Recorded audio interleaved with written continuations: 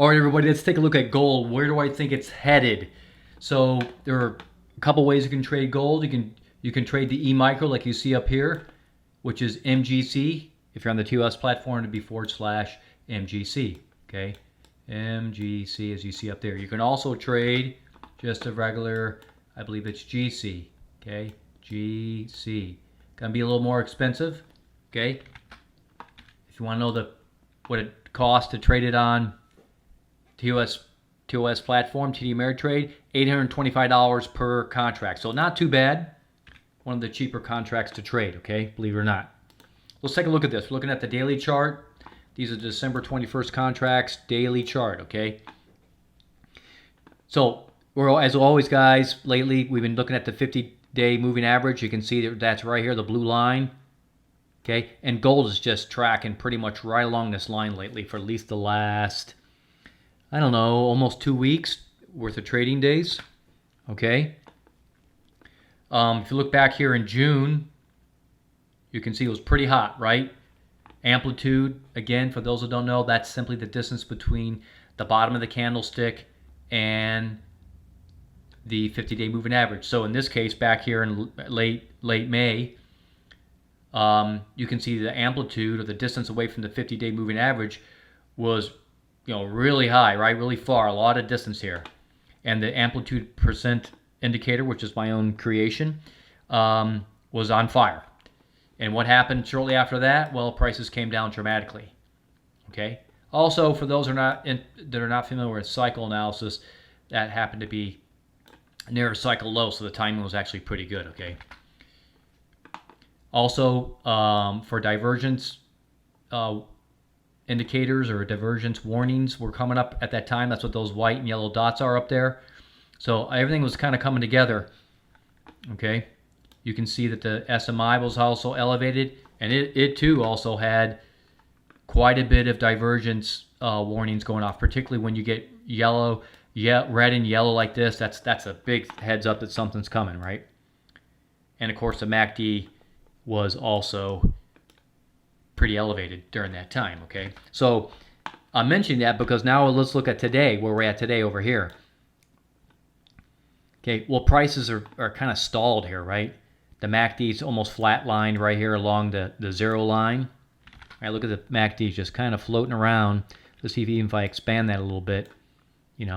Just kind of floating around on the zero line here on the MACD. Okay, even on the SMI, you can see prices are just kind of stuck between the upper and lower line, upper line and lower line, right? There was a little bit of last week or maybe a week and a half ago, there was a little divergence warning coming up, and sure enough, prices pulled back. Not a big pullback, but they pulled back, and came back down and sitting on top of that 50-day moving average. Okay, and the amplitude percent indicator is just pretty calm.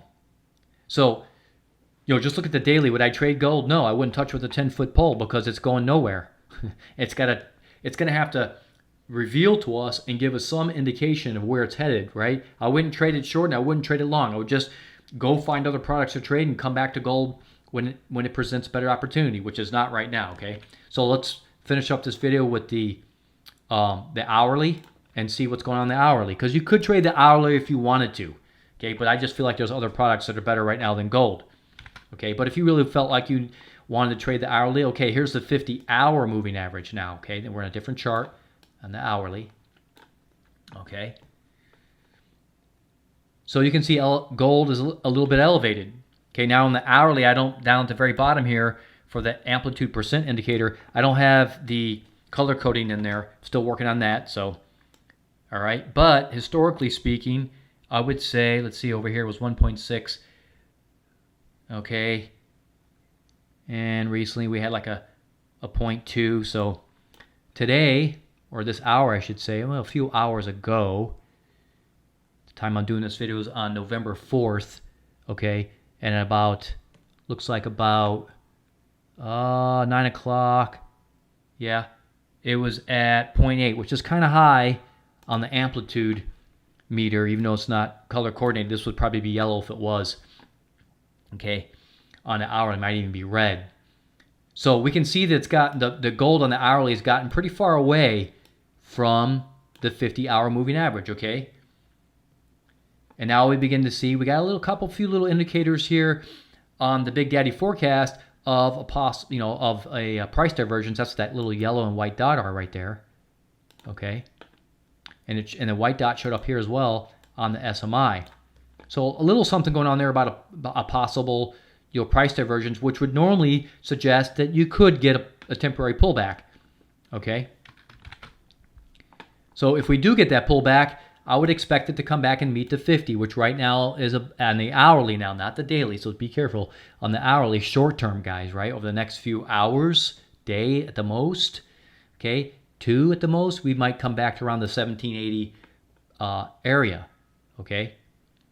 So that's kind of where I think it could be coming back on the daily. It would probably gravitate back towards the 1780, okay?